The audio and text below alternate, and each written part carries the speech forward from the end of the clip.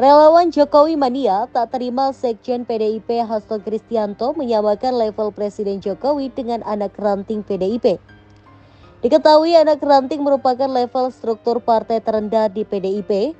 Ketua Umum Relawan Jokowi Mania atau Joman, Immanuel Ebenezer alias Noel, mengkritik keras pernyataan Hasto.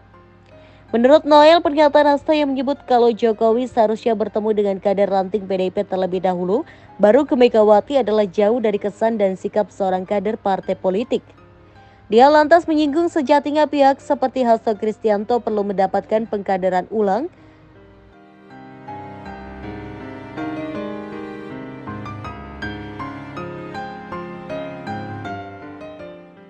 Padahal menurut Noel, pertemuan atau silaturahmi Presiden Jokowi dan Ketua Umum PDIP itu merupakan hal penting dan strategis dalam kerangka kebangsaan dan kenegaraan.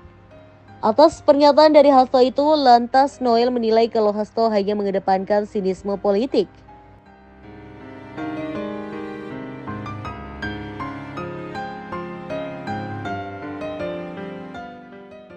Lebih lanjut, mantan pimpinan relawan pendukung Jokowi itu menyebut kalau pernyataan seorang politisi dan kader partai politik harus futuristik untuk kemajuan bangsa dan negara.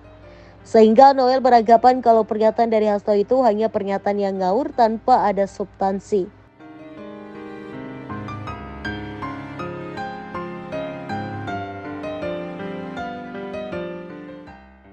Terlebih menurut dia, Indonesia yang merupakan bangsa majemuk membutuhkan pemimpin yang guyup dalam persatuan untuk kemajuan bangsa dan pembangunan nasional.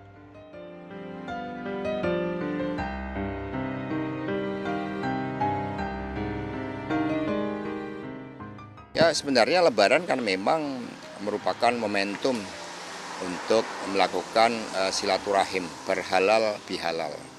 Tapi dalam konteks terkait dengan Pak Jokowi, banyak anak ranting yang justru mengatakan, aduh sebentar dulu, gitu, biar bertemu dengan anak ranting dulu.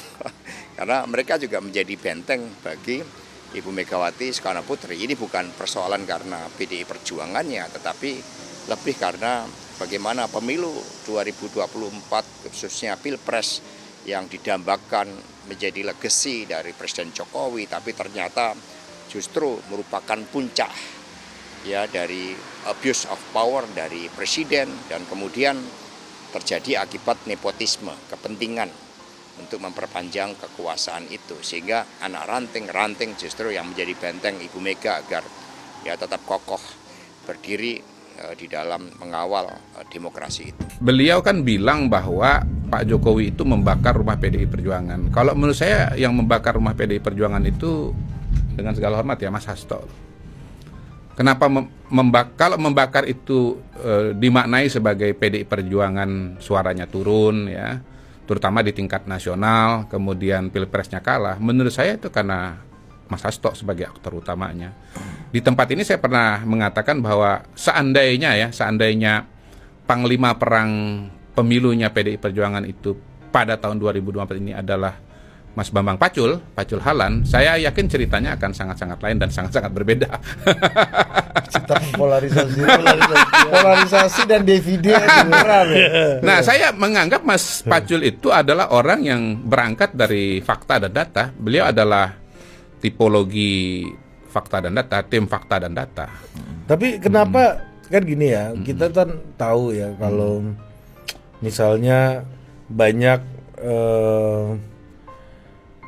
perusahaan-perusahaan teknologi gitu misalnya itu harus tutup gulung tikar karena teknologinya nggak bisa adaptif lagi dengan zaman. Nah, buktinya kalau tidak bicara fakta dan data, orang selevel sekjen partai PDI Perjuangan harusnya udah tergulung zaman juga dong. Artinya kan dia masih survive di situ, masih eksis di situ, pasti ada diferensiasi yang dimiliki gitu. Iya. 3 kali menang pemilu partainya ya. Mas Hasto ini mirip dengan undang-undang pemilu, dia tergantung pemilu undang-undang edisi tahun berapa. Jadi saya ngelihat Mas Hasto yang berbeda loh di tahun 2024 dengan 2019, 2014. Jadi tiba-tiba seorang Mas Hasto Kristianto itu tahun 2024 seperti tidak berpijak pada data dan fakta. Analisa dan pernyataannya tidak berpijak pada fakta dan data. Dan kita tidak sedang membicarakan fakta dan data yang rumit ya. Kita berbicara tentang fakta data yang sederhana seperti hasil pemilu di luar negeri yang dia bilang dimenangkan Ganjar Mahfud, padahal faktanya adalah Prabowo Gibran gitu. Kemudian dia misalnya mengutip seolah-olah saya sudah mengetahui hasil pemilu begitu ya, menyamakan Kodari dengan Kodak dan Kodar. Mengetahui pemilu, mengetahui hasil pilpres sebelum pencoblosan, ya itu kan menyamakan Kodari dengan Kodak dan Kodar.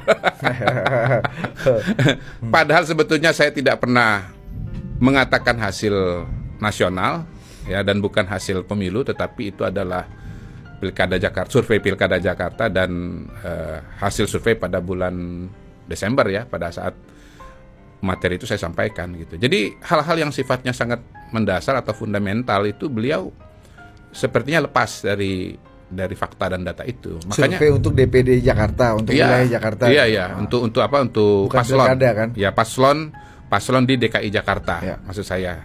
Kenapa saya bacakan hasil di Jakarta? Karena waktu itu saya bicara forumnya bicara TKD, tim kampanye daerah di DKI Jakarta.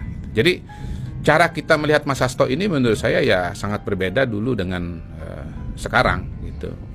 Jadi ya itulah yang saya bilang Mas Hasto tuh terkubur pada tahun 2024. Pada tahun 2014-2019 beliau bersinar. Kita objektif sajalah bahwa tahun 2014-2019 PDI-nya menang kan, lalu suaranya naik, pilpresnya juga menang kan begitu. Tapi tahun ini kan pilpresnya kalah dengan sangat telak.